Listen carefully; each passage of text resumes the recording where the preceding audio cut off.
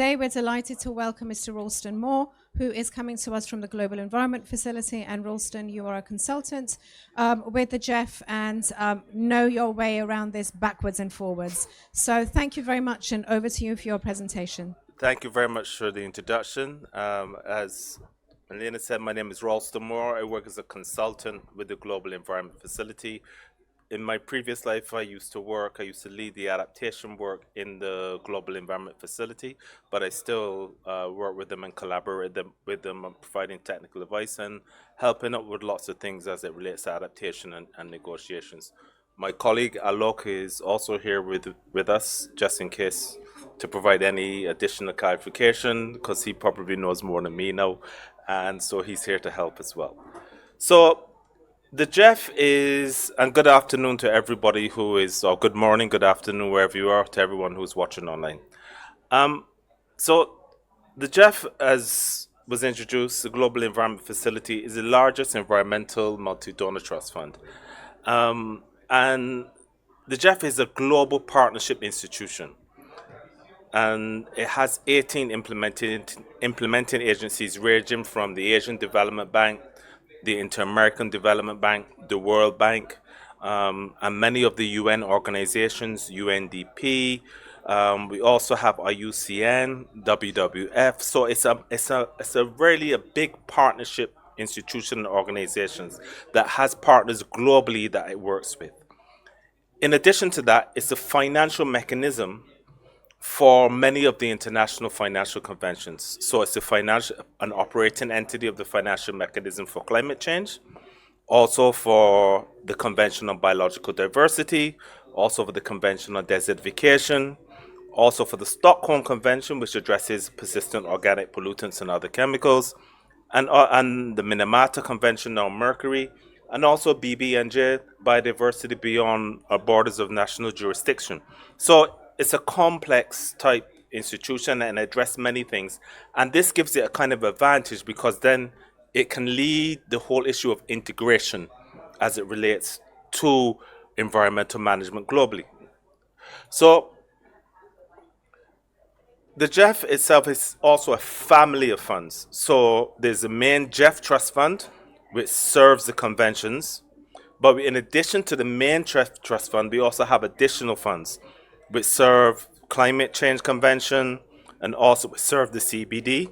Now, in terms of the UNFCCC, we also have the Least Developed Country Fund, the Special Climate Change Fund, and now we also have the Capacity Building Initiative for Transparency, which has had a lot of discussion here, given the new ETF framework and the commitments and the biennial transparency reports which countries have to do.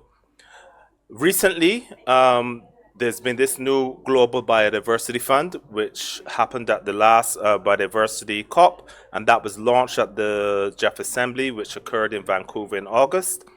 And also we have the Nagoya Protocol Implementation Fund, which looks at issues again relating to biodiversity, which we also serve as well. So the GEF is, as a family of funds, it has a big role and it has lots of things to do. I might add, this is a GEF kind of one-on-one presentation, and this, we usually take like a day to do this. So to get it down into 20 minutes, it has been a bit of a challenge, but we'll soldier on. So this just gives the types of commitments and things which the GEF is looking at, and how it seeks to embolden and get better results through 2030 and beyond. Looking at the phase out of POPs, for example, with the Stockholm Convention, commitments from countries representing 90% of the world's emissions to achieve climate neutrality by 2050, the management of our oceans and our seas and those areas beyond national jurisdiction, again, managing the degradation of ecosystems, reversing and halting this and trying to preserve and prevent these types of things as it relates to the degradation of ecosystems, and a high ambition coalition commitment to bring 30% of land and oceans under protection. So we have, those global, we have to respond to those global commitments which have been made. So, what resources does the GEF have? How much money does the GEF have? The GEF works, and this is the main GEF trust fund, which addresses the conventions. It has a 4-year replenishment cycle. And the last replenishment discussions which we have had, which were completed in July 2022 for 5.3 billion for a 4-year period. And you can see the amount of resources that GEF has had since its pilot phase in 1991 to now in terms of its replenishment and the amount of resources which donors have pledged and have given to the GEF for the GEF to carry out its program of activities. So the GEF now, in its new strategy for this 8th replenishment cycle, is trying to respond to the conventions in a more integrated approach to get system transformation. And we want the GEF to be more integrated and address things holistically and together rather than the silos which has occurred before. So we want to bring a lot of these things together. Now, in addition to the focal areas which the GEF has in biodiversity, climate change, land degradation, international waters, and chemicals and waste, we also have integrated programs. And these are specific programs which I spoke about integration, which fall under and link the relevant focal areas together. Things which look at food systems, we look at sustainable cities, which my colleague works a lot on, blue and green islands, net zero, nature positive accelerators. I'm looking a lot at wildlife conservation as well. In addition to that, we also have some other initiatives where we look at blending finance with non-grant instruments to provide loan, equity, and some guarantees. And this occurs a lot in the mitigation field, but now that is starting to spread into other areas. And we also have a small grants program, which is mainly targeted to community-based organizations and civil society, and these types of organizations, non-governmental organizations as well. Okay. So, for the GEF Trust Fund, each country has an allocation of resources. And they have an allocation of resources in 3 of the focal areas: climate change mitigation, biodiversity, and land degradation. And each country has this allocation which it can use for financing projects in those particular areas. We have two other focal areas, which are chemicals and waste and international waters, which do not have an allocation, okay, but they have resources which countries can access. In addition, we have also, as I said before, the integrated programs. We also provide resources for what we have a kind of like global and regional set aside for those reporting activities which countries have. So that means that they don't have to touch their star allocation if they don't want to. It's up to them to do these reporting activities, such as the biennial transparency reports and other activities such as that.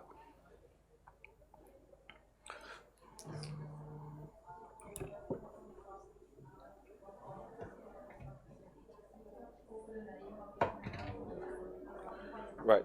So in addition, climate change adaptation is financed separately. And we have separate funds which address climate change adaptation. As I spoke earlier, the GEF is a family of funds. And we have these 2 specific funds, the Special Climate Change Fund and the Least Developed Country Fund, which provide resources for adaptation. The Least Developed Country Fund specifically addresses the adaptation priorities of the least developed countries. And we have now, some of them have graduated, but we have about 46 or 48 countries, I think, which are those LDCs, if I'm correct. 46 now, yeah. As you can see, we've provided over $2 billion in grants in 98 countries over a period since they started, which was 2001. We also have the Special Climate Change Fund, which supports adaptation and technology transfer technically in all countries. And what we have been seeing is we'll be getting multi-trust fund projects.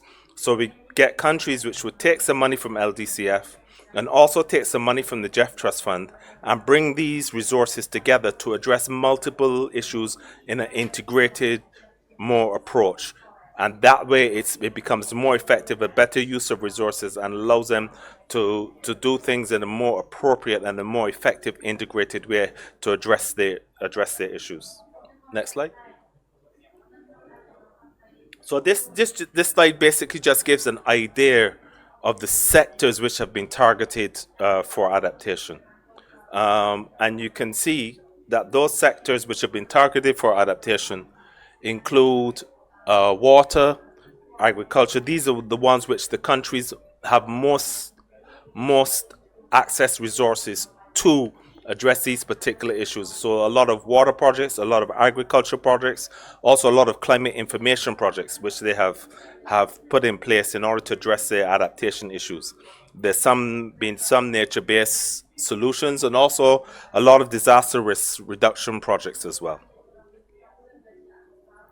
So for the period 2022 to 2026, these are our priority themes for action in the LDCF and SCCF: agriculture and food security, water, early warning systems, and nature-based solutions.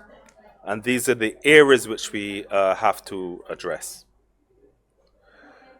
So finance obviously is important, and we have this discussion about doubling the global amount of resources available for adaptation. That discussion has been happening a lot here. And so the initial allocation that we have under our initial funding scenario will basically allow each LDC to get, I think, up to $20 million for programming for activities. And that's that particular scenario. If we get more resources, then we can up that $20 million that the LDCs will have access to, and they can have access to more resources. So that's the situation which we have with the Least Developed Country Fund and the Special Climate Change on the Least Developed Country Fund. With the Special Climate Change Fund, what we have done, we have had some studies in the GEF that have identified those SIDS which are not LDCs and that they have lacked resources for addressing adaptation. As Ambassador Faturi from Samoa said, we may have graduated from being LDCs, but we cannot graduate from being small island developing states.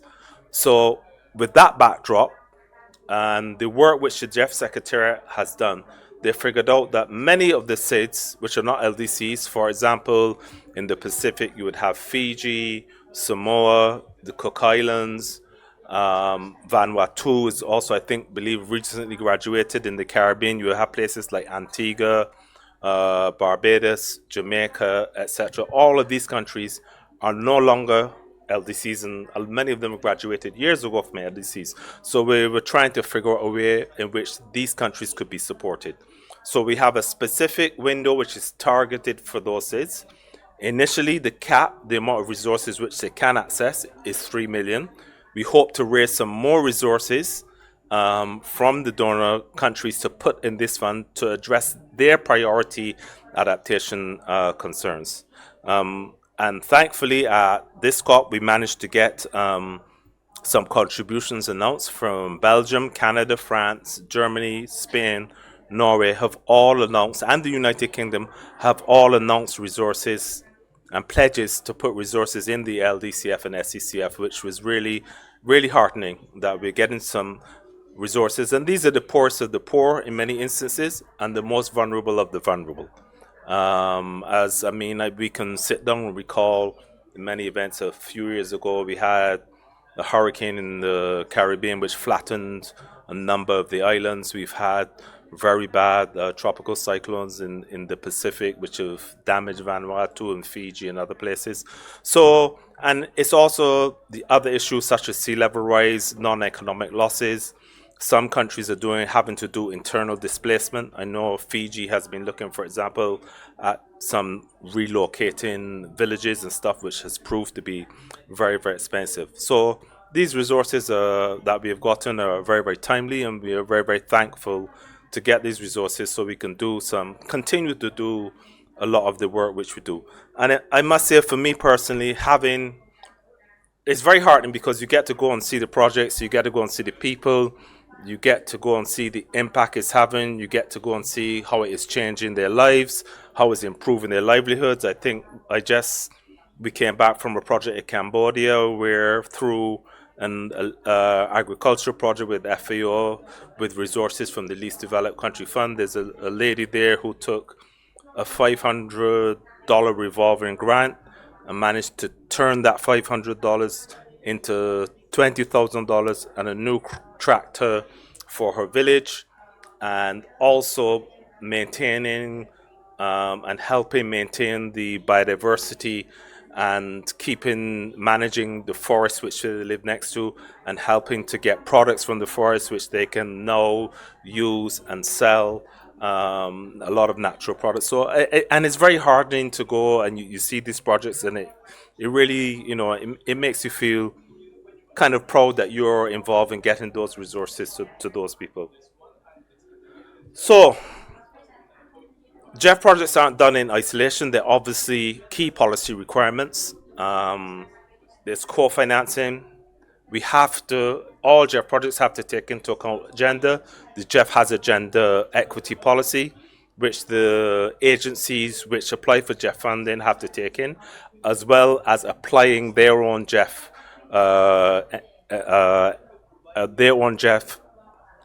gender policies as well.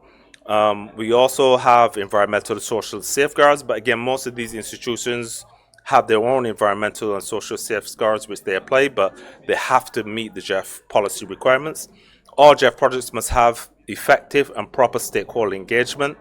So you must take into the account civil society, the relevant NGOs, people, etc. You must have comprehensive discussions, comprehensive consultations, and it must include resources, etc., for knowledge and learning. There is the issue of co-financing, which has often been quite a controversial topic, but there's no set requirement for the most part for co-financing for GEF projects. And in many instances, the agency, what they do is usually tied to an ongoing agency project, and the GEF is there to build onto that agency project, and that would be the matching co-financing in many instances. An interesting, as I said, GEF is a partnership institution, and one actual partnership we have is with the ICCF group, which has filled a niche for the GEF. It builds on lessons learned from GEF projects and helps to scale them up, working in land use areas, deforestation, etc., working in areas of geographic focus which the GEF has had. But again, the GEF is a partnership institution, and we work with many partners, and ICCCF is one of those. We also have a small grants program, again, which is particularly targeted to civil society. I believe it allows projects of up to $50,000 in each country. You can have multiple projects. Each country has a small amount of resources which is kind of allocated to them to do these types of projects. They usually next slide, please. The next one. Yeah. So these engage the youth, they engage civil society, support capacity building, and are linked to the GEF focal areas. And these also to have some of the best GEF projects, again, are these projects which target communities, civil society type projects. And they work, again, at the community level, community basis. There's usually a committee in country made up of different stakeholders. The project proposal usually goes to this committee, and they make a decision whether to finance or not. And there are lots of publications on the GEF Small Grants Program, which is effectively implemented by UNDP.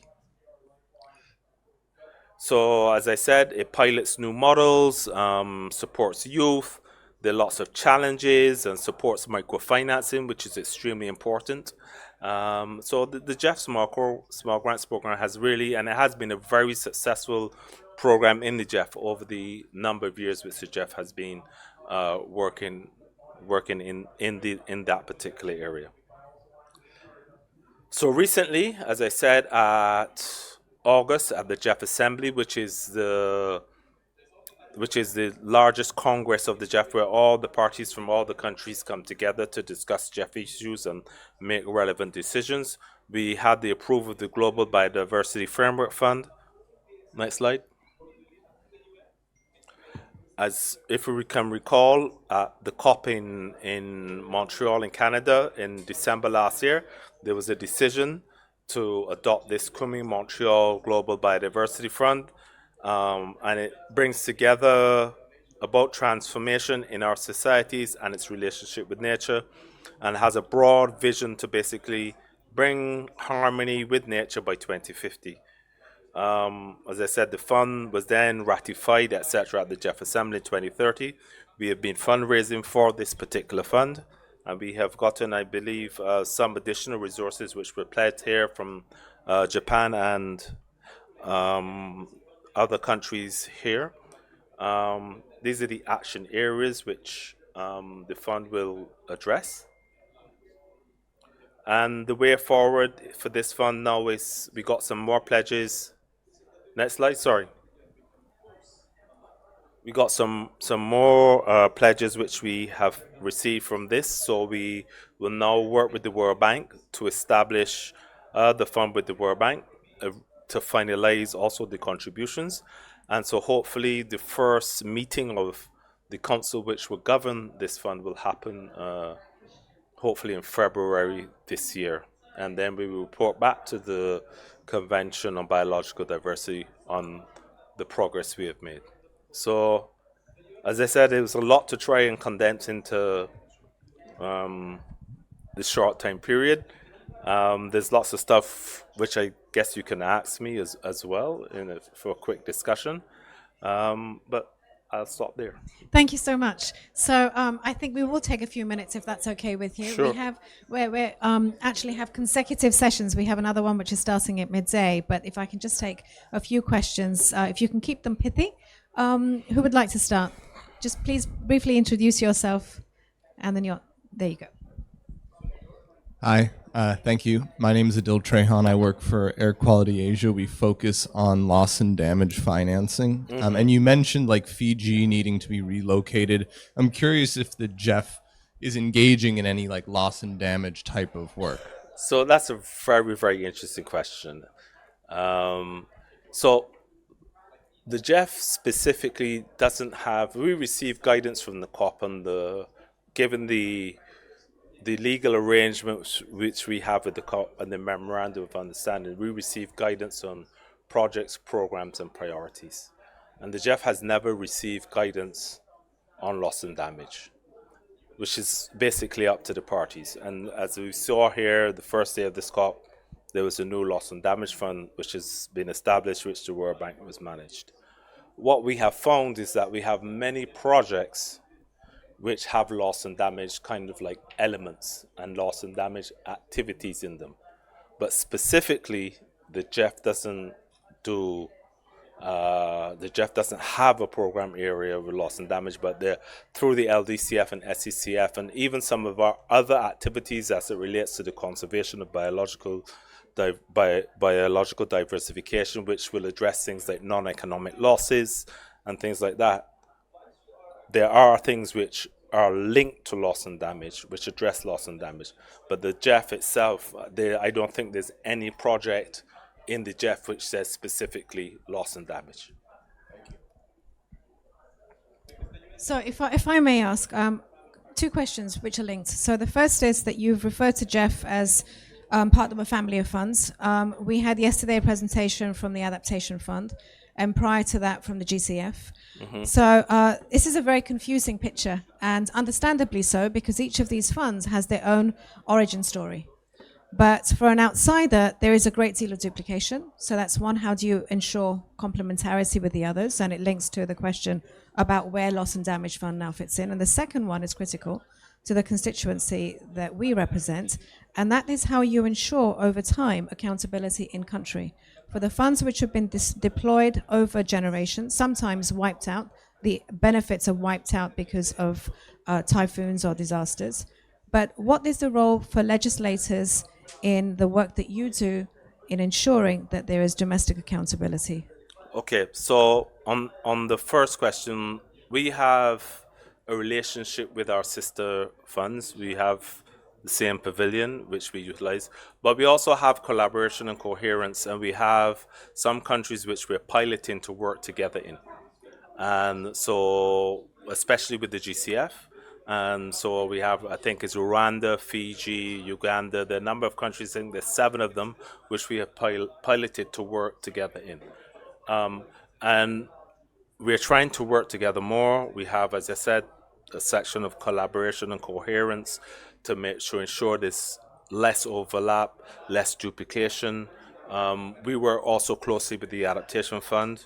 The GEF itself provides, if you read the decision on the Adaptation Fund, the GEF itself provides secretarial services to the Adaptation Fund, and we work together quite closely, particularly on projects which they have which come in, and we sit down and figure it out. So it is true there is a bit of duplication, but we're working together to be quite effective in how we approach things.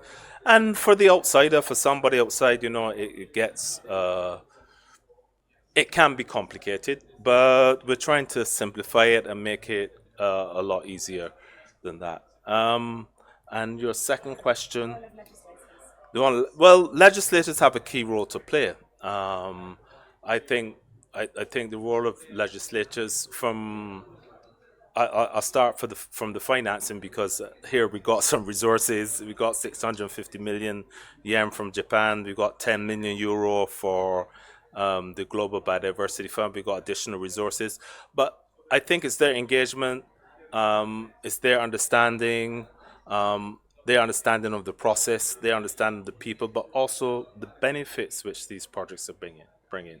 I think that is key. I mean, all of our projects go through relevant evaluations, and we have all of the results which we have. The number of hectares which we've helped manage, the number of people we have helped, the number, for example, of systemic observation systems we may have put in. We have all of the results.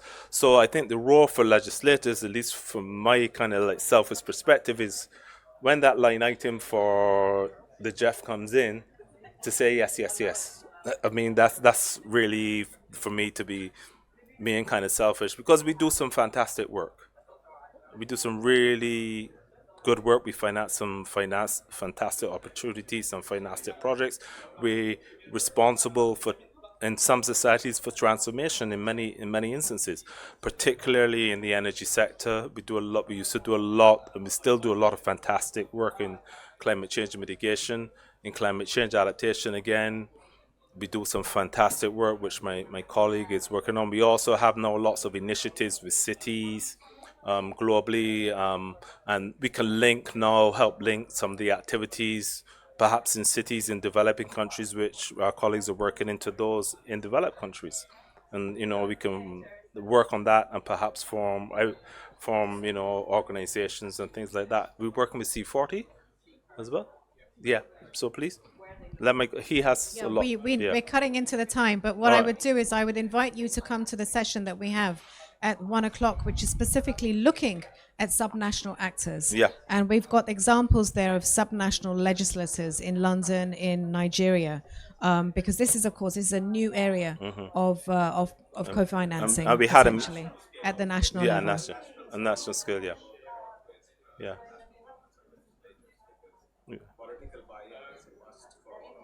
Exactly. Engagement is critical. Indeed. Well, we'd like to learn more about that, just as we've learnt quite a lot already in this very concentrated presentation. So thank you so much, Rawleston, and we hope to invite you back, perhaps for an online webinar where we can go drill a little bit deeper into the role of national and subnational legislators. But thank you very much once again Thank you very for much. your time.